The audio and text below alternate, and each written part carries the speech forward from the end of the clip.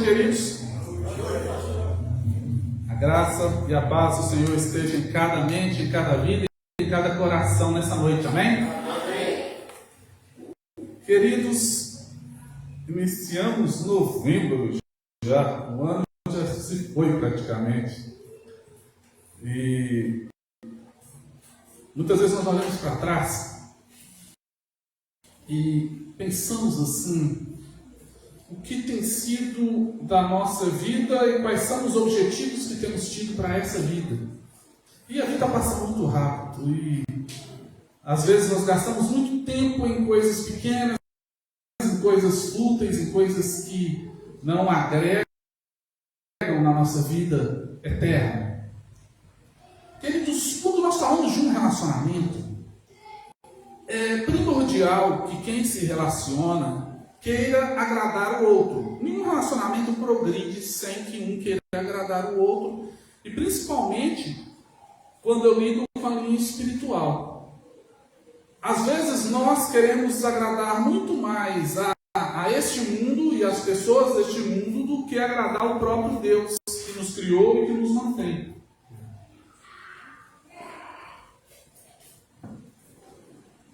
Quando Pedro e João foram presos por estarem pregando a palavra de Deus, lá em Atos, nos primeiros capítulos, capítulo 4, se não me engano, e aqueles homens que os prenderam, falaram com eles que eles eram proibidos de pregar a palavra de Deus, eles acabaram falando o seguinte: avaliem que vocês se importa mais obedecer a Deus do que aos homens. Em algumas versões dizem: se importa mais agradar a Deus do que aos homens. E a verdade é que eles permaneceram pregando a palavra, ou seja, foram contra uma ordem direta humana, porque eles sabiam que importava obedecer a Deus, importava agradar a Deus. E hoje eu quero falar um pouquinho sobre essa questão de agradar a Deus. A questão de 7 atitudes que nós podemos fazer para agradar a Deus e para permitir que o nosso relacionamento com Deus progrida. Então, abram suas Bíblias em João capítulo 8. Vamos ler 2 versos apenas, mas depois nós estaremos passando em muitos outros versos, mas os irmãos bastam acompanhar. João capítulo 8, Evangelho de João 8, versos 28 e 29.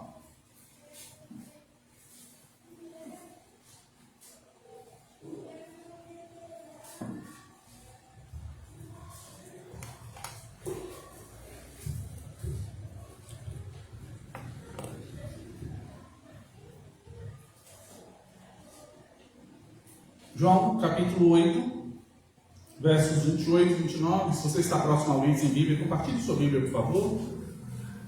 A palavra de Deus diz assim: João 8, 28. Então Jesus disse: quando vocês levantarem o Filho do Homem, saberão que eu sou, e que nada faço de mim mesmo, mas falo exatamente o que o Pai me ensinou.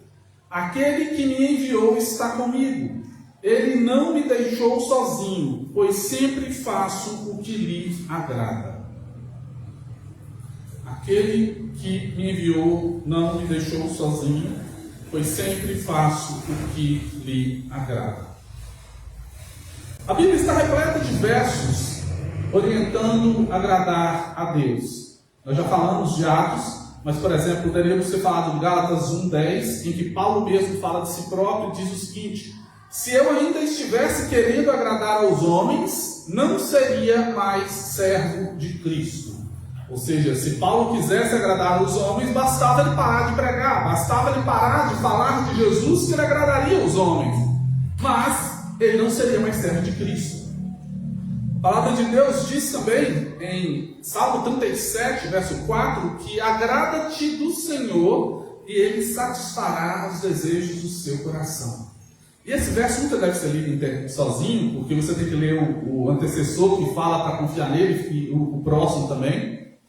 Mas esse verso diz que quando nós nos agradamos do Senhor, quando nós agradamos do que Deus faz conosco, quando nós agradamos da vontade de Deus, Deus satisfaz os desejos do nosso coração. Por quê? Porque o nosso coração passa a desejar o que Deus deseja. E quando eu desejo o que Deus deseja, Deus se agrada disso e satisfaz os desejos. Toda oração, Deus dá resposta. Toda oração, Deus vai dizer um sim ou não. Mas, quando eu faço a oração dentro do desejo de Deus, a resposta sempre é sim. Por quê? Porque o desejo de Deus já é esse. E eu, como estou agradando a Deus, e eu sinto e entrego minha vida nas mãos de Deus, o desejo dele passa a ser o meu desejo. Por isso que às vezes nós temos que tomar um certo cuidado com algumas mensagens e até algumas músicas que elas colocam muito a vontade humana como se a vontade humana fosse o desejo de Deus. É como se o meu sonho suplantasse o projeto de Deus, como se a minha vontade passasse na frente da vontade de Deus, como se Deus tivesse alguma obrigação em cumprir o meu propósito, a minha vontade, o meu sonho, o meu projeto. E não há nada disso. A Bíblia diz que quando eu realmente estou no centro da vontade de Deus, quando eu realmente tenho o Senhor Jesus no centro da minha vida, a vontade de Deus passa a ser a minha vontade. Então você se agrada de Deus e ele satisfaz os desejos do seu coração. Por quê? Porque a sua vontade passou, a vontade de Deus passou a ser a sua. Então sua vontade e a de Deus são a mesma. Então Deus vai satisfazer os desejos do coração. Mas hoje, para quem gosta de anotar, eu sei que alguns gostam, eu vou fazer uma pequena lista de 7 atitudes, mas seguindo um acróstico da palavra agradar. E aí são 7 letras, e começando com o primeiro, o A de agradar. Esse primeiro A, se eu quero realmente agradar a Deus, a primeira coisa que eu tenho que fazer é acreditar. O A de acreditar, ou seja, ter fé. Lá em Hebreus capítulo 11, verso 6, diz assim: sem fé é impossível agradar a Deus. E todas as vezes eu vou falar duas partes no mesmo verso. Sem fé é impossível agradar a Deus, pois quem dele se aproxima? Primeiro, precisa crer que ele existe, no verso falando isso, e que recompensa aqueles que o buscam. Então, se eu quero realmente agradar a Deus, a primeira coisa é acreditar, é ter fé.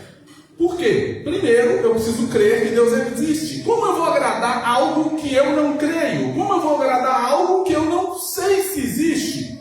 A primeira coisa é acreditar que Deus existe. Se eu sou ateu, se eu não sirvo a Deus, se eu sirvo a um outro Deus indiano ou a um outro tipo de Deus, eu não tenho como agradar a Deus. Por quê? Ao Deus criador de tudo. Porque eu não creio que ele existe. Então o primeiro passo para agradar a Deus é acreditar, é ter fé. Eu preciso saber que ele existe. E depois que eu acreditei, que eu tenho fé e sei que ele existe, aí eu preciso crer também que ele recompensa aqueles que o buscam. E que recompensa é essa? Essa recompensa não são recompensas materiais, por mais que Deus abençoe a vida daqueles que o buscam. Mas não são essas recompensas. A recompensa que o verso está falando aqui é a maior de todas as recompensas, que é a salvação, ou seja, a vida eterna. Então, sem fé é impossível agradar a Deus. Por quê? Porque primeiro, quem se aproxima dele tem que crer que ele existe. E segundo, quem creu que ele existe precisa crer que é só ele que dá a vida eterna. Então, o nosso primeiro A de agradar aí é acreditar, ter fé. Depois nós vamos para o G. A-G, seria agradar, que estamos escrevendo. E esse G é guardar a sua palavra. Ou seja, conhecer a sua vontade através da sua palavra. Hoje foi cantado algo nesse sentido, mas o Salmo 119, de onde essa música foi inspirada, ele diz assim, Salmo 119, verso 11: guardei no coração a tua palavra para não pecar contra ti. De novo, 2 pontos. Guardei no coração a sua palavra para não pecar contra ti. Primeiro, uma ação, guardar no coração a sua palavra. Segundo, um propósito, para não pecar contra ti. O que é guardar no coração? Guardar no coração, e coração aqui entendam como a mente em si, a parte que guarda a informação mesmo, porque antigamente, na época que a Bíblia foi escrita, se acreditava que o centro do homem era o coração. Então, é engraçado isso, porque a ciência evolui e o ser humano descobre as coisas, mas naquela época acreditava que o centro era o coração. E que a emoção vinha, não sei se vocês sabem, mas a emoção vinha dos rins. Então, os rins eram os produtores da emoção e o coração era o centro da sabedoria. Por isso que todo verso antigo da Bíblia, ele vai falar assim: filho meu, me dê o seu coração, guarda o seu coração, de todas as coisas que você possa fazer, cuide do coração. Então sempre vai falar do coração. E aí, hoje os cardiologistas batem palma para isso, mas na verdade o coração é importante? Mas nós sabemos que hoje o coração é um músculo, e que há transplante de coração, e que é possível uma pessoa colocar uma válvula no coração, e que é possível a pessoa fazer uma série de coisas com o coração. Mas a mente, e quando se diz a mente, eu não estou falando apenas do cérebro, mas a mente mesmo, a sede do conhecimento, a sede do espírito e da alma, ela é onde deve ser guardada a palavra. Então quando o verso fala: guardei o meu coração para não pecar contra ti, Davi tinha em mente: guardei a minha mente, guardei onde fica a palavra reservada em mim, eu preservei com o propósito de não pecar contra ti. E o que é guardar a palavra? Guardar a palavra é você memorizar a palavra, é ter acesso rápido à palavra, é entender a palavra e entender a vontade, entender o que deve ser feito. Por quê? Porque só ler por ler não significa nada. Hoje em dia as igrejas não têm muito isso, mas antigamente havia muito, não sei se aqui chegou a ter, mas a igreja que é mais antiga com certeza deve ter tido, gincana bíblica, Olimpíada bíblica, sacar a palavra, movimentar, havia muito isso, principalmente com juventude. E aí você fazia, colocava de um lado um grupo, de outro lado um grupo, e aí começava, quem falava mais versículo, e o grupo de cá falava um, o grupo de lá falava outro, e aí ia desse jeito, e aquilo fazia com que as pessoas se envolvessem. Eu lembro que eu e meu irmão, quando nós éramos bem mais jovens, então assim, eu e meu irmão, nós brincávamos disso. E aí, toda vez que um passava pelo outro, um falava um verso, aí o outro repetia com o outro, e a gente seguia. Aí outra hora que passava de novo, um soltava um verso, outro soltava outro, para a gente ver quantos versos ele estava guardando. Isso é importante, por quê? Porque esse livro, do jeito que ele está aqui, ele é um livro.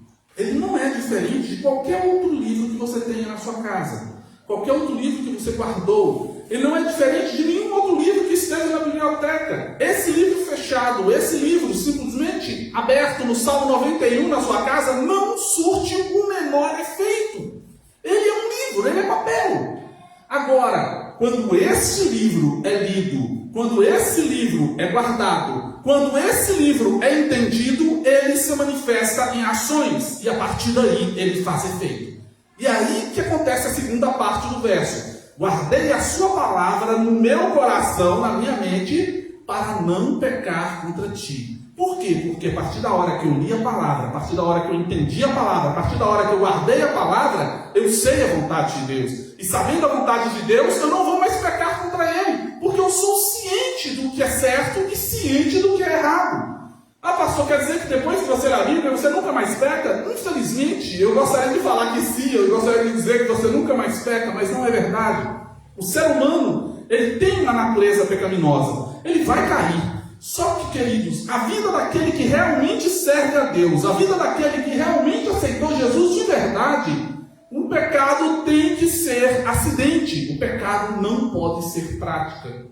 Se você conhece alguém que diz que serve a Deus, que diz que aceitou Jesus, mas todo santo dia ele cai na mesma coisa, toda vez ele erra na mesma coisa, ou mesmo que sejam outros erros, mas todo dia está caindo, todo dia, e direto, e muitas vezes insistentemente no mesmo erro, a gente tem que questionar até que ponto essa pessoa realmente aceitou Jesus, ou até que ponto ela simplesmente é um conhecedor. Porque a gente pode ser conhecedor de qualquer doutrina, a gente pode ser conhecedor de qualquer história, mas aquilo pode ser só no ramo intelectual. Nunca aquilo entrou para dentro de mim, nunca aquilo foi guardado ali dentro, foi protegido e colocado como tesouro na minha vida.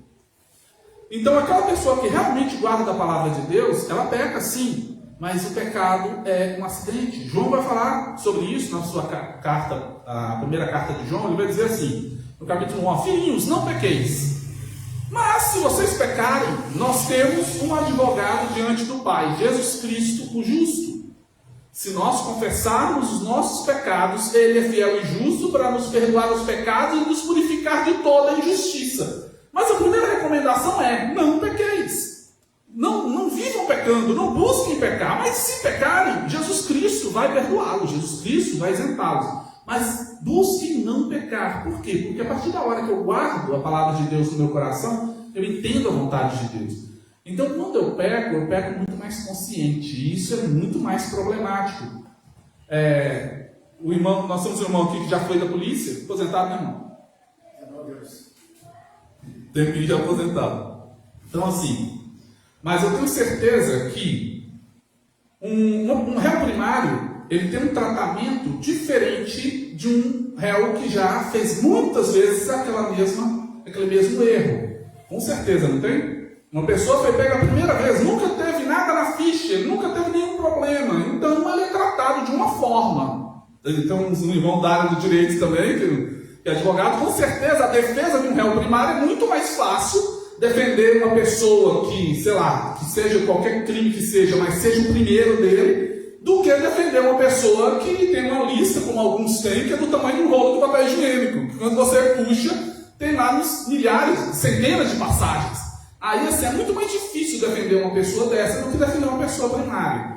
Então, quando nós falamos disso, trazendo isso para a mensagem, é o seguinte: aquela pessoa que peca por acidente, ela acaba sendo primária. Ela erra uma vez aqui, e aí demora um tempo, e ela vai errar de outra coisa. Mas aquela pessoa que erra sempre na mesma coisa, ela é muito reincidente. Não que Deus não perdoe, Deus perdoa. Se eu errar 1000 vezes, Ele vai me perdoar 1000 vezes. Só que existe um problema que acontece conosco, os seres humanos, que é a consciência cauterizar.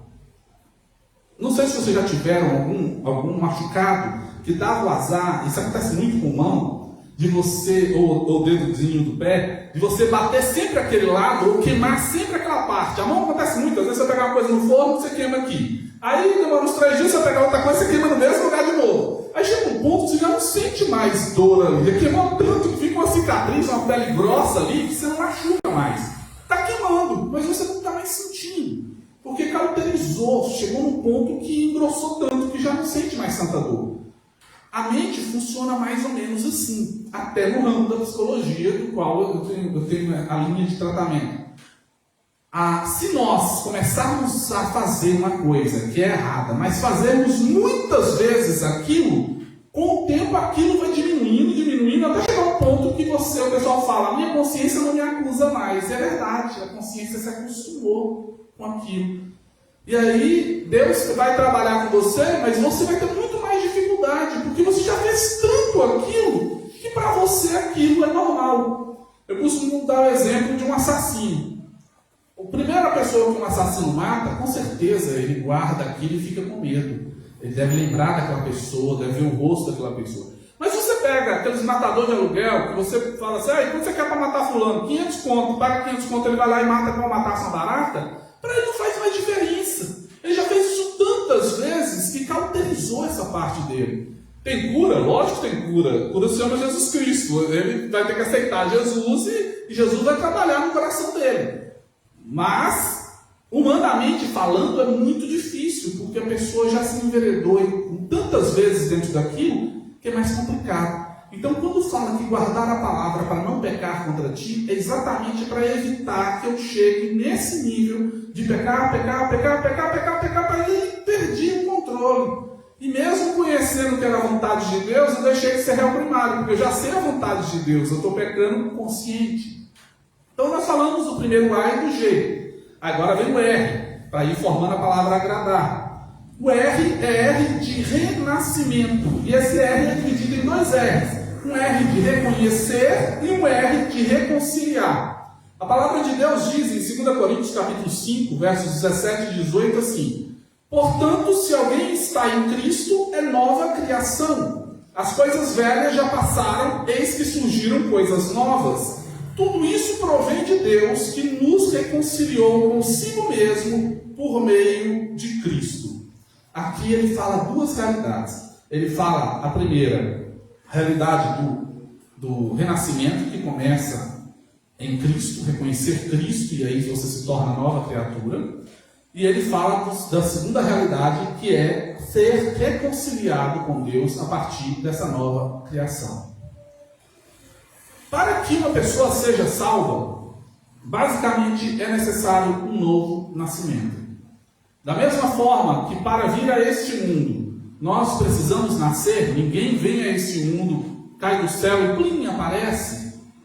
Às vezes as pessoas questionam e falam, mas por que Jesus nasceu como um bebê e cresceu como um ser humano? Por que ele simplesmente não apareceu já adulto e já começou o seu ministério? Porque isso seria no mínimo estranho. Isso teria uma dificuldade de ser aceito pelos seres humanos. Imagina aparecer uma pessoa do nada, que você não conhece família, que você não sabe de onde veio, que você não sabe como é que é, e do nada ele começa a falar que ele é Deus, que ele é filho de Deus. As pessoas vão falar, poxa, esses caras é errante perdido aqui, que veio de algum país aí, porque não tem sentido. E o fato de que viver a nossa vida fez com que se cumprisse realmente a questão de que o Verbo se fez carne e habitou entre nós. Ou seja, ele viveu o que nós vivemos. As mesmas dificuldades, os mesmos temores, as mesmas dificuldades na alimentação, dificuldade andando na terra da Palestina, sujando os pés, machucando os dedos. Tudo isso ele viveu. Fome, sede, ele viveu. Vontade às vezes de querer comer alguma coisa e não ter aquilo. O sol escaldante sobre a cabeça, o cansaço físico a ponto de dormir no meio de uma tempestade, no balanço daquele barco. Tudo isso Jesus viveu, e só era possível isso se ele tivesse nascido e vivido como ser humano. E lá em Filipenses capítulo 2 diz que ele não exaltou a seu próprio poder e grandeza, mas rejeitando isso, ele desceu ao formato de um homem, veio e viveu como homem entre nós. E não só isso, morreu uma morte terrível, morte de cruz, que era a morte destinada aos piores criminosos.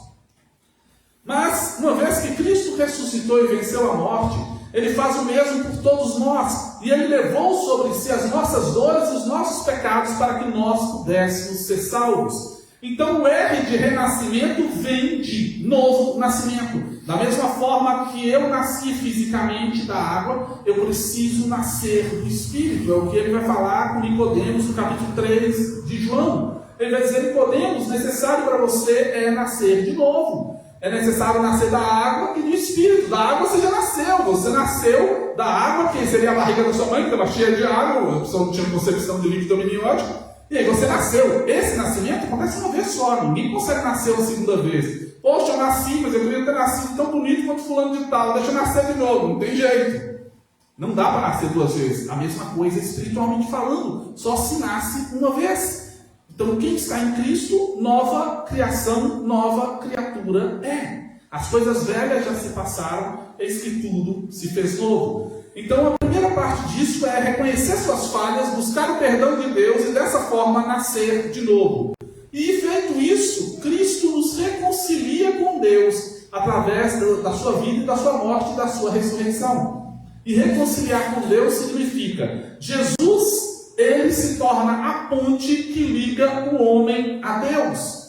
Uma vez que o homem pecou, o homem fez um abismo entre ele e Deus. E o homem tentou preencher isso, tentou preencher com suas obras, tentou preencher com a lei, tentou preencher sendo bonzinho, tentou preencher produzindo templos, tentou preencher fazendo atividades, mas nada disso era o suficiente para preencher. Só Cristo era aquele que preencheria o espaço entre Deus e o homem e ligaria o homem de novo a Deus e Deus de novo ao homem. E dessa forma ele nos reconciliou a Deus. Ele fez literalmente o que a religião veio para fazer. A palavra religião vem do latim religare. Religare significa religar. A intenção da religião, seja qualquer for, seja o islamismo, seja o hinduísmo, seja o confucionismo, seja o zoroastrismo ou qualquer outra, a intenção da religião é religar o homem com a sua divindade. Mas só uma religião consegue isso, que é o cristianismo. E não é porque é melhor ou pior, é porque ela tem Cristo, é a única que tem Cristo.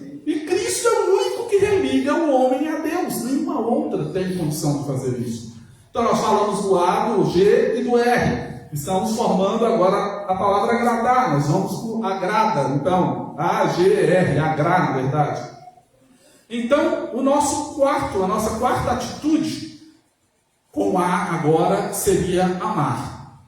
Amar a Deus em primeira instância, amar ao próximo em segunda instância.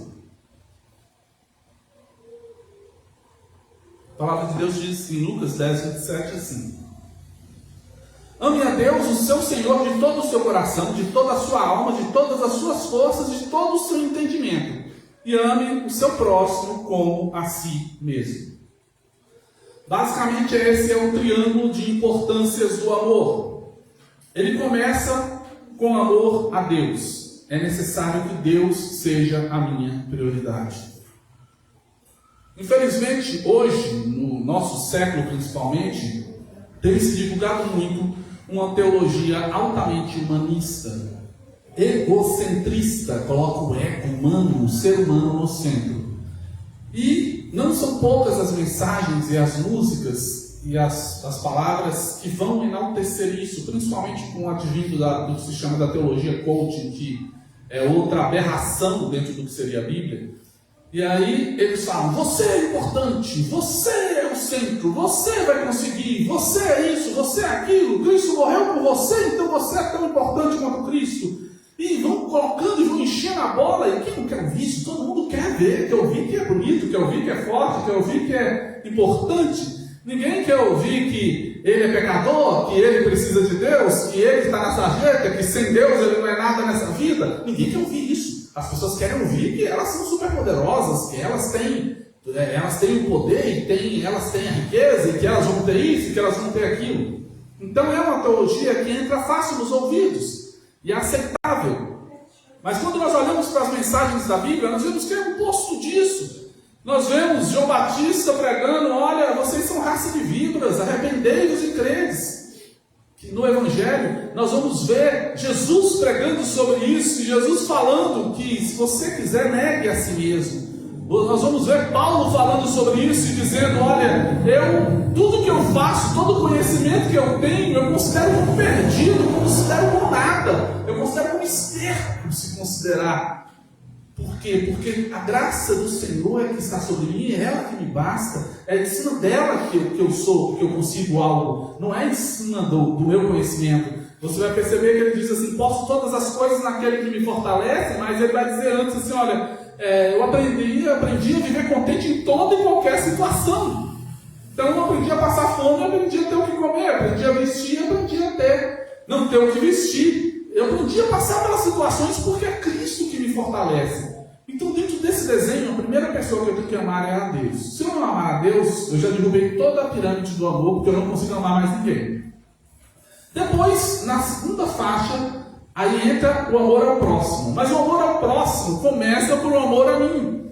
E ame o próximo como a ti mesmo. Ou seja, se eu não me amo, se eu amo a Deus perfeitamente, e eu não me amo, provavelmente eu não vou conseguir amar o outro, porque eu não consigo dar para o outro aquilo que eu não tenho. Imagine que hoje vocês me peguem, me balancem de cabeça para baixo e falam: pastor, eu quero 100 mil reais. Eu não estou falando de milhões nem de bilhões, não, estou falando de 100 mil. Pastor, eu quero 100 mil reais. Vocês vão ter que me balançar muito, vai cair minha carteira, vai cair todos os poucos bens que eu tiver no bolso, chave, essas coisas, relógio, que inclusive parou aqui, eu estou olhando dali. Então, assim, mas nunca vai dar esse valor, porque eu não tenho esse valor, então eu não tenho condição de dar para o outro aquilo que eu não tenho. Eu não tenho condição de dar ao outro um valor que eu não tenho. Mas muitas pessoas acham que elas conseguem amar o outro sem se amarem, e isso é um erro. E amar a si mesmo não significa colocar você no centro, por isso que Deus é o primeiro, Deus é o centro, Deus é o primeiro a amar. Mas o próximo aqui tem que ser eu. Porque se eu mesmo não me amo, imagine que uma pessoa tem coragem de, na raiva, arrancar o próprio dedo com uma faca. Você acha que ele não vai arrancar a mão do próximo? Você tem coragem de arrancar o dedo dele, que dói. Você acha que ele não vai arrancar a mão do outro, que ele não está sentindo dor nenhuma? Então, assim, não tem sentido. Eu tenho um irmão meu, de sangue, uma pessoa que eu amo muito, e ele brincava com isso. Ele tinha umas doiduras que ele fazia, e uma vez ele machucou. Não sei se foi o braço ou a mão, não me lembro mais. Mas eu sei que machucou e ele ficou aquele negócio cortado lá. E ao invés de pôr um esparadrapo, com uma coisa, ele mexia muito com eletrônica. Ele foi lá, pegou o ferro de solda e veio e soldou a própria pele, colando aquilo. E você chegou a ver as fumacinhas subindo ali da carne e queimou. E aí deixou de ser um corte e virou uma queimadura, mas colada. E aí ele brincava com os outros amigos nossos e falava assim: olha, se eu tenho coragem de fazer isso comigo, você acha o que eu teria coragem de fazer com você? Assim. Mas ele é uma pessoa boníssima, o coração também do mundo, não tem coragem de fazer nada com ninguém, não mata uma mosca. Mas ele brincava com isso, e me veio a memória daqui agora por causa disso mesmo. A questão é, na pirâmide do amor, eu amo a Deus em primeiro lugar. Em segundo lugar, eu preciso me amar, eu preciso me cuidar, eu preciso, eu não digo o cuidado exacerbado, não é, hoje no hedonismo nós existimos a cultura de querer ser cada vez mais bonito, e aí as mulheres vão esticando o rosto, tanto que tem alguns homens também que fazem isso, que se vão deformar e parecer um bicho, e a pessoa acha que está precisando se cuidar. Nós estamos até no Novembro Azul, viemos no Outubro Rosa, precisamos se cuidar, e você precisa se amar como pessoa. E uma vez que isso acontece, você está pronto para pegar desse amor e distribuir para o próximo. E aí você ama o próximo como? Como você ama a si mesmo. Então, se eu me amo de uma forma legal, eu vou amar o próximo de uma forma legal. Mas se eu me amo, se eu me odeio, raramente eu vou conseguir amar o próximo, porque eu já odeio a mim mesmo. Raramente eu vou conseguir fazer alguma coisa pelo outro. Então, nessa pirâmide do amor, tem que começar em Deus, passar por mim, e aí entendo o que dar ao outro, eu tenho condição de amar o próximo. Mas entendam, toda aquela pessoa que realmente ama a Deus, Deus trata ela, e aí ela consegue se amar. E se ela tem algum trauma, Deus vai colocar pessoas na vida dela para ajudá-la, seja do pastor ao terapeuta, que vão ajudá-la. E não se engane, irmãos, cristão também tem trauma. Cristão também passa por dificuldades psicológicas. Eu já tive tanto cristão, a maioria dos meus pacientes eram cristãos e iam no consultório, e eles tinham suas dificuldades, seus traumas, as coisas que aconteceram na sua vida e que eles não conseguiram superar. Então, às vezes, ele era bom numa área, ele amava as pessoas naquela área, mas quando chegava na outra área, ele não conseguia, e ele precisava de ajuda ali. Então, a gente tratava isso. Então, dentro do amor, começa em Deus, passa por mim e vai ao próximo. Nós já falamos do A, do G, do R e do A de novo. Agora nós estamos indo para o D. O D é desenvolver uma vida espiritual, ou seja, amadurecimento através da santificação. A palavra de Deus diz, e eu vou ler aqui 2 versos, um em 1 Pedro 2,2, que diz assim: como crianças recém-nascidas, desejem de coração o leite espiritual puro, para que por meio dele cresçam para a salvação. E o outro verso está em 1 Pedro 1,16, que diz: sede santos, porque eu sou santo. Desenvolver uma vida espiritual. Eu já disse isso aqui. A vida, mesmo espiritual, ela é parecida com a vida física. Se nós temos, por exemplo, uma criancinha pequena, igual as que eu orei aqui, tudo crianças de poucos anos de idade, vamos supor, até menores do que ela, vamos imaginar uma criancinha de 1 ano e pouquinho. É bonitinho, é engraçado você ver ela se esforçar para ficar em pé, você vê ela se esforçar para dar os primeiros passos, e ela começa andando meio com cuidado, segurando nas coisas, daqui a pouco ela está andando sozinha e leva um tombo, e levanta, e assim vai. É bonito ver isso. Mas se essa criança, ela está com 10 anos de idade, ela ainda está tendo que andar segurando nas coisas, levando tropeço, já deixou de ser bonita há muito tempo. Essa criança precisava ter ido para o médico há muito tempo. Se ela tiver 5 anos de idade e ela estiver andando com dificuldade, ela já tinha que ter ido para o médico. Ou seja, aquilo que no início é aceitável porque ela está aprendendo, precisa deixar de ser aceitável e se tornar perigoso depois que o tempo passou. Na vida espiritual é do mesmo jeito. Nós precisamos desenvolver na vida espiritual. Nós começamos com o que Pedro vai dizer: como crianças recém-nascidas, desejem de coração um leite espiritual puro. Nós começamos com isso, com leite espiritual. Nós vamos nos alimentando da palavra de Deus. O leite espiritual seria a vontade de Deus, a palavra de Deus para nós. Nós começamos a nos alimentar da palavra de Deus. Mas como todo e qualquer ser vivo, essa palavra vai nos fortalecendo e nós vamos crescendo. e precisamos crescer. Paulo falou que nós precisamos crescer e desenvolver a estatura de varão perfeito, similar a Cristo. Jesus é o alvo. Humanamente falando, aqui na Terra, nós nunca chegaremos a nos parecer tanto com Jesus, mas nosso alvo é Ele. Nós vamos continuar perseguindo isso, e cada dia mais perseguindo para ser parecidos com o nosso Mestre. Mas é necessário evoluir do leite para um alimento sólido. É necessário sair do leitinho e começar a comer a papinha, depois começar a comer o biscoito, comer a frutinha, daqui a pouco comer um alimento, um arroz, um feijão, daqui a pouco uma feijoada, uma puxada de bode, né? Então assim, tem que evoluir. Eu também evoluí para puxar de bode, não gosto não, tá? Mas eu só estou falando. Então assim, é necessário evoluir, é necessário crescer, desenvolver, ficar forte.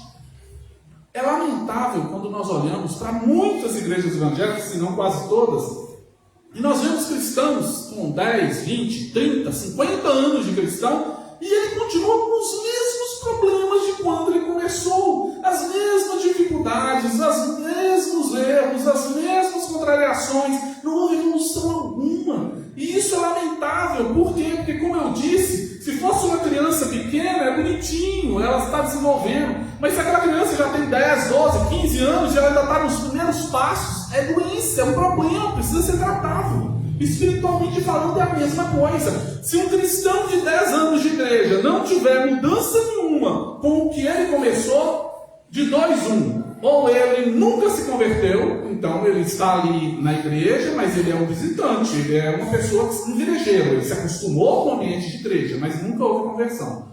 Ou ele se converteu, mas ele nunca investiu na vida espiritual. Aí, nesse caso, ele é um raquítico espiritual. Se nós pegarmos uma pessoa, qualquer pessoa, e nós a alimentarmos à base só de leite e papinha, a vida inteira, quando ela chegar na determinada idade, ela vai ser muito fraca. Ela não vai conseguir se levantar direito, ela provavelmente vai ficar acamada, ficando acamada os músculos não vão desenvolver, ela vai atrofiar. Então, se uma pessoa vê aquela pessoa com 30, com 40 anos ali, ela vai ver quase menino, numa cama, todo atrofiado. Mas por quê? Porque não foi tratado como precisava ser tratado. Não houve investimento dele mesmo para crescer e dos outros para que ele crescesse.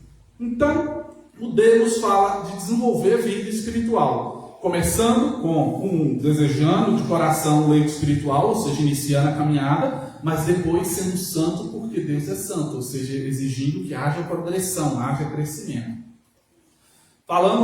Estão faltando só 2 letrinhas, falamos do A, do G, do R, do A e do D, agora vamos chegar no outro A. No outro A fala sobre andar, ar de andar. Andar, ou seja, relacionar com Deus como se Ele fosse o seu grande amigo que é. A palavra de Deus vai dizer em Oséias, capítulo 6, verso 3, assim: conheçamos e esforcemos por conhecê-lo. Conheçamos o Senhor e esforcemos por conhecê-lo.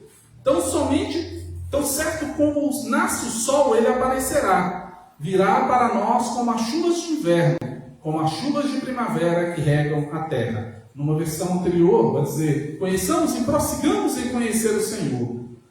Aqui nós temos as 2 etapas. O primeiro, conheçamos. O depois, prossigamos em conhecer, ou nos esforcemos para conhecer. Conheçamos o Senhor, fala quando eu começo a minha caminhada. Eu conheço quem é Deus, eu vejo o que Ele está fazendo, eu entendo a maravilha que é servir a Deus. A Bíblia diz lá em Gênesis capítulo 5, verso 24, que Enoque andou com Deus e já não foi encontrado, pois Deus o havia arrebatado. Se existe alguém que a Bíblia deixa claro que andou com Deus além de Cristo, que é o próprio Deus, é a vida de Enoque. Vai ter pouquinho sobre ele em Gênesis 5, mas esse pouquinho é altamente impactante. Fala que Enoque andava com Deus, e de tanto andar, essa amizade foi tão profunda, essa amizade foi tão gostosa, que Enoque, quando tinha 365 anos, ele foi levado, nunca mais voltou. Uma vez eu vi um poema dizendo como se todos os dias, eu não lembro do poema todo, mas eu lembro, a história do poema era que todos os dias Enoque saía e andava com Deus, e eles conversavam sobre várias coisas, e no poema vai falando sobre as coisas que eles conversavam. Lógico, nós estamos falando aqui de uma licença poética, mas eles conversavam sobre a vida, conversavam sobre os filhos dele, conversavam sobre como que era aquela realidade que eles viviam. E Enoque sempre ia pelo caminho até um determinado ponto. Mas antes de chegar na metade do caminho, ele voltava para a casa dele, ia dormir. E foi vivendo essa vida desse jeito, e sempre. E a amizade deles era muito grande, no poema contando. E um dado dia, quando o Enoque tinha 365 anos, ele andou e o papo estava tão bom que ele esqueceu. E ele continuou andando. Quando ele percebeu, ele já tinha andado 80% do caminho. E aí ele olhou assim, Deus olhou para ele e falou assim: Enoque, já que você andou 80% do caminho, vamos continuar e você vai para minha casa. E aí, ao invés de ele voltar para a casa dele, ele foi para a casa de Deus e andou os outros 20% e ficou com Deus. E eu achei isso tão bonitinho, porque assim, por mais que não está escrito na Bíblia, mas o texto deixa isso muito claro. Fala que Enoque andava com Deus e de repente ele não foi mais encontrado. Por quê? Porque Deus o tomou para si, Deus o havia arrebatado. Imagine o nível de relacionamento de um homem com Deus, a ponto de Deus simplesmente... Gente, nós temos 2 pessoas na Bíblia que isso aconteceu, que passou, não morreram. Você vai ter Elias e Enoque. Enoque primeiro em Gênesis e Elias lá em Reis. Então, assim, são 2 pessoas que não passaram pelo mesmo rio que todos nós passaremos, que é atravessar o rio da vida, que termina em morte, para encontrar com Cristo, que é a vida. Então, assim, é muito bonito entender que houveram pessoas que chegaram a esse ponto. Eu oro, e oro muito a Deus que eu esteja vivo quando esse mundo ainda estiver, quando Cristo voltar e tudo, porque eu anseio que ele veja até o fim. Eu tenho amigos que sempre falam assim: para mim já deu, tá bom, se Deus quiser me levar, tá bom. Às vezes a pessoa com 50 anos, com 52 anos, e fala assim: já tá bom de vida. Eu falo assim: gente, se você só tem 50 anos, isso foi pouco tempo. Ainda tem muito para oferecer a Deus. Eu falo assim: olha, eu não ligo. Quando Deus vier me buscar, eu estou pronto, eu sei que estou. Mas eu falo: se Deus me der 90 anos, amém. Se me der 100, amém. Mas eu gostaria muito que nesse tempo de vida eu estivesse vivo quando Cristo voltasse. Isso eu gostaria. Eu não sei quanto tempo Cristo demorasse. Se demorar mais de 200 anos, há uma grande possibilidade de eu não estar vivo. A não ser que eu me torne um homem bicentenário. Mas assim, há uma grande possibilidade de eu não estar. Mas eu espero, e essa esperança me mantém. Então, andar com Deus, queridos, é algo que começa com conhecendo a Deus e continua com prosseguindo em conhecê-lo. Continua com esforçando por conhecê-lo. E quanto mais nós conhecemos a Deus, mais nós vemos que Ele é bom. Quanto mais conhecemos a Deus, mais nós vemos que Ele nos ama de verdade. Quanto mais conhecemos a Deus, mais nós entendemos que Ele é perfeito, que a sua vontade é boa, perfeita e agradável para nós. Que mesmo quando Deus diz não para mim, quando eu estou pedindo alguma coisa, o não dele é muito melhor do que seria o meu sim. Muito melhor. Então, assim, quando nós entendemos isso, é mais fácil andar com Deus. Imagine quando seu pai ou sua mãe, quando você era pequeno, e eles falavam não, e às vezes você ia fazer bico, e depois você mais tarde entendia por que aquele não. Imagine uma criança, Matias, por exemplo, e aí está ali o Mateus fazendo a barba com uma navalha. Nem sei se hoje em dia faz barba com navalha. Você faz com navalha? Olha, não foi revelação não, tá? Então assim, aí eles fazendo a barba com a navalha, e aí o filho dele pequeno vira e fala: pai, deixa eu brincar com a navalha, deixa eu brincar com a navalha. Seria uma responsabilidade do Mateus fazer isso. Ele tem que falar não. Mas isso vai contrariar a criança. Tem que contrariar mesmo. Você vai dar uma arma na mão da criança, não vai. Aquele não vai fazer bem para ela. Lá no futuro, quando ela estiver maior, ela vai entender que aquele é um objeto importante, que aquele objeto poderia matá-la ou matar outra pessoa, ou mesmo que não fosse matar, mas machucar. Poderia fazer isso. Então aquele não foi um não que precisava ser dito. Então quando nós começamos a caminhar com Deus, nós aceitamos os sims e os nãos dele, como um bom relacionamento. Nós temos condição de entender e de buscar e de aprofundar esse relacionamento. É tão bom quando nós temos um amigo que nós podemos confiar, que nós podemos abrir o verbo mesmo, falar tudo para ele e saber que ele vai nos entender. E olha que eu estou falando de relacionamento humano. Imagina um relacionamento com Deus que conhece o profundo do nosso coração. Que diferente do meu amigo, por mais amigo que seja, ele não conhece o interior da minha vida. Deus conhece. Quando eu vou abrir a boca para falar, antes que a palavra me venha à boca, Salmo 139 fala, Deus já sabe toda ela, ele já sabe o fim das palavras. Então pessoa está aguardando eu falar, mas ele já sabe o que vai acontecer. Então, esse A é a A de andar, de se relacionar com Deus, de desenvolver relacionamento, de aprofundar. E por fim, nós já falamos agrada, falta o R para fechar o agradar. O último R é R de render-se à sua vontade. E talvez esse seja de todas as atitudes a mais difícil delas. Render-se à vontade de Deus é equivalente e igual a negar a si mesmo. A palavra de Deus diz em Lucas 9:23 assim: e Jesus dizia a todos: se alguém quiser me acompanhar, negue a si mesmo, tome diariamente a sua cruz e me siga. Negar a si mesmo é algo que vai contra a natureza do homem. Desde que o pecado existe no mundo, o homem, e o primeiro pecado vai vir exatamente de não se negar, o homem tem dificuldade de negar a si mesmo. Em várias instâncias, há pessoas que têm uma dificuldade maior, há pessoas que têm uma dificuldade menor, mas essa dificuldade, vez por outra, se manifesta.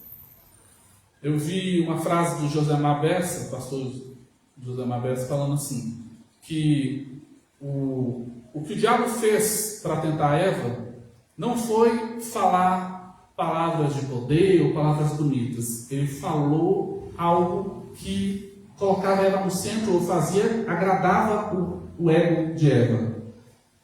Olha, não é bem assim que Deus falou. Ele disse isso, mas é porque ele sabe que o dia que comerem desse fruto, vocês serão iguais a Deus. Ou seja, isso agradou o ego dela. Isso mexeu com o ego, mexeu com o seu eu. Isso quer dizer que eu vou ser igual a Deus? Você vai ser igual a Deus. E aí ela comeu, projetando tudo que ela ganharia nessa falsa promessa. Porque nós nunca seremos iguais a Deus. Mesmo depois que estivermos no céu, com o corpo glorificado quando Cristo voltar, nunca seremos iguais a Deus. Por quê? Porque Deus é único. Só existe Ele de Deus. Antes que tudo existisse, Deus já existia. Antes de iniciar qualquer partícula no universo, Deus já existia. E foi Ele que criou tudo. E nada do que foi feito sem Ele se fez. Então Deus é único. Só Ele existe. Agora, a partir dele, todo o resto foi criado. Então eu, por mais que seja aceito na família de Deus como filho de Deus, eu nunca serei igual a Deus. Eu nunca terei todo o conhecimento, porque onisciente é só Ele. Eu nunca terei todo o poder, porque onipotente é só Ele. Eu nunca estarei presente em todos os lugares, porque onipresente é só Ele. E são atributos incomunicáveis de Deus, só Ele possui. Então, mesmo depois que Deus, na sua imensa misericórdia e graça, me aceitou na sua família através de Cristo, me fez filho dele, ainda assim eu não serei igual a Deus. Então a promessa do diabo foi uma promessa mentirosa. Só que isso agradou o ego de Eva e fez com que ela caísse. E dali para frente sempre é assim. Sempre, o diabo ele é extremamente astuto, ele é extremamente perspicaz. E tem cristão que na sua inocência bate o pé e fala assim: a única coisa que o diabo sabe da minha vida é o número do meu sapato, porque ele está debaixo dos meus pés. Ô tolice, sabe nada, inocente. Então assim, a verdade é que o diabo conhece a sua vida, de trás para frente. Ele tem um emissário dele que está ali perto de você, muito à distância, provavelmente um talho grudado. Se você é servo de Deus, Jesus está te protegendo, mas ele está ali acompanhando a sua vida. Eles são extremamente hábeis em psicologia, porque eles convivem com o ser humano desde que o ser humano está na Terra. Então eles vão olhar para a cara assim e falar assim: hoje ele não amanheceu bem. Olha o rosto dele, olha o jeito que ele falou com a mulher, olha o jeito que ele falou com a criança. Hoje ele deu um chute no gato, ele não amanheceu bem. Então assim, ele vai saber disso. Agora o chute no gato até eu saberia, né? Mas assim, ele vai saber disso, ele vai acompanhar isso. E dentro desse desenho, ele vai saber onde atirar seus dardos inflamados do maligno. Ele não vai atirar flechas à toa. Ele não vai chegar e jogar algo assim. Ele vai saber onde atirar, onde querer acertar para derrubar a pessoa. E uma das áreas que ele mais derruba é o ego. Ele vai pegar e falar assim: isso todo mundo tem que ter cuidado. Muitas vezes um pastor faz uma mensagem, a mensagem está bonita e a mensagem é para a honra e glória do Senhor, mas aí começa todo mundo aplaudindo e todo mundo falando: pastor, sua mensagem foi poderosa, pastor, sua mensagem foi maravilhosa. E aí a pessoa, ao invés de dar glórias a Deus, ela começa a trazer para si a glória, ela começa a se inflar. E nessa aí nós temos hoje N pastores que para ir numa igreja pregar cobram 10 mil reais, 20 mil reais para trazer uma mensagem de Deus. Então isso não tem sentido, isso é muito ego. É aquilo que eu falei de pastor entrando de carro dentro de igreja, é de pastor sentando para o povo lavar os pés dele e vir beijar os pés dele. Gente, que pessoa é essa? Que se sente que é o quê, afinal de contas? Que todos os outros são abaixo dele e ele é a suprema voz de Deus? Não tem sentido isso. Então quando Cristo fala, se você quer me acompanhar, é fácil. Só tem duas regras, mas são as regras mais difíceis. Negue a si mesmo, tome a sua cruz e me siga. Ou seja, nenhuma das duas coisas é boa. Negar a si mesmo é muito difícil, tomar a sua cruz é muito difícil. E nós temos a tendência de achar que a cruz do outro é sempre mais leve. Conta uma história que certa vez um homem vinha trazendo a sua cruz e chegou lá no lugar onde as cruzes eram distribuídas. E lá estava o carpinteiro dos carpinteiros, que é Jesus. E era ele que fabricava as cruzes e dava as cruzes para as pessoas levarem, os que criam nele. E aquele homem falou assim: Senhor, eu acho que você me deu a cruz errada. A minha cruz é muito pesada, eu não aguento carregar essa cruz. E aí ele falou: meu filho, se você acha isso, aqui tem centenas de cruzes, escolha outra. E aí ele foi, colocou a cruz dele de um lado assim, e foi lá, e pegou outra. E quando ele pegou outra, ele não conseguiu nem levantar do chão. Poxa, essa aqui é muito pesada. Aí foi para outra. Aí pegou, essa tá difícil. Aí pegou outra, isso me machucou aqui, que minha coluna vai entortar. E foi pegando, depois que ele pegou umas 20 cruzes, ele acabou pegando lá e falou assim: essa aqui é suportável. Essa aqui encaixou direitinho no meu ombro aqui, dá para levar. E aí ele saiu arrastando a cruz. Obrigado, Jesus. Aí Jesus: ué, filho, tá saindo com a mesma cruz? Então assim, a cruz que nós temos, que é desenhada por Cristo, ela é suportável, porque a Bíblia fala que Deus não nos dá nenhuma provação que não seja possível ultrapassar, suportar, avançar, vencer. Mas, mais do que isso, Ele já nos dá a maneira de vencer junto com a provação, junto com aquilo que vai vir. Então, a cruz que Ele nos dá diariamente é algo que nós carregamos para que nós sejamos moldados, para que nós possamos, através da graça que nos basta, como aconteceu com Paulo, no espinho na carne, para que nós possamos ser trabalhados e dessa forma aprendamos a negar a nós mesmos. Porque se nós não tivéssemos cruz para carregar, nós não negamos a nós mesmos, não. Nós só negamos porque nós temos uma cruz para carregar. E aquilo faz com que dia a dia, seguindo a Cristo, eu possa, acompanhando e vencendo as batalhas, entendendo que Cristo é o centro, entendendo que é por Ele que eu estou aqui, entendendo que é por Ele que eu fui salvo, entendendo que é por Ele que eu tenho acesso ao céu, entendendo que é por Ele que eu vou viver para sempre com Ele nos céus. É tudo para Ele, não é por mim, é por Ele. Quando eu entendo isso, Ele se torna o centro, Ele se torna o rei.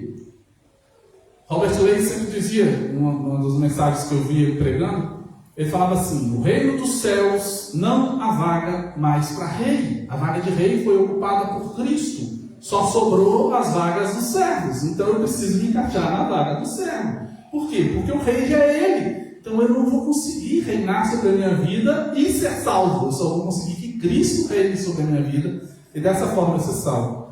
Então, se eu quero realmente agradar a Deus, eu preciso A. Acreditar, ter fé. G. Guardar a palavra, conhecer sua vontade e através da sua palavra. R. Reconciliar, reconhecendo minhas falhas e sendo reconciliado com Deus, buscando o seu perdão. A. Amar a Deus, a mim e ao próximo. D. Desenvolver a vida espiritual, amadurecendo através da santificação. A. Andar relacionando com Deus e sendo o seu amigo e Deus sendo o maior amigo seu. E por último, R. Rendendo a sua vontade, ou seja, negando a si mesmo.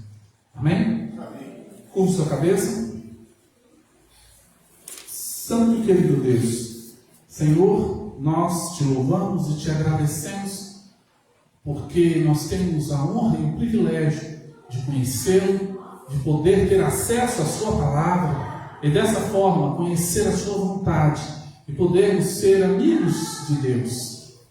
Senhor, se alguém está aqui hoje e realmente não agrada ao Senhor ainda, realmente não teve um novo nascimento, realmente precisa dessa transformação, que através dos louvores, das orações e dessa mensagem proferida, que tu, através do Espírito Santo, fale ao seu coração, incomode, trabalhe e faça com que a pessoa ela venha até Cristo e ela se entregue nas mãos de Cristo e ela conheça o Senhor e prossiga em conhecê-lo. E dessa forma ela negue a si mesma, tome a sua cruz e te siga, se tornando uma nova criatura, uma pessoa que agora vai desenvolver através da santidade e vai estar no caminho para os céus. Senhor, se todos aqui são salvos e realmente já estão no caminho para os céus, que o Senhor possa tocar em nossos corações para que nós possamos falar com outros também, possamos nos sentir incomodados para falar com os amigos, com os parentes, com os colegas, e dessa forma a palavra de Cristo seja propagada e o teu evangelho, Senhor, seja expandido em todos os reinos. Que tu possas, ó Deus, nos usar como instrumentos teus para fazer, Senhor, com que o brilho de Cristo brilhe em nossas vidas e dessa forma os homens glorifiquem a Ti através do que verem em nós. Muito obrigado, ó Deus, por tudo. Te louvamos e te agradecemos no nome do Senhor Jesus. Amém. Queridos, nós estamos caminhando para o final do nosso curso.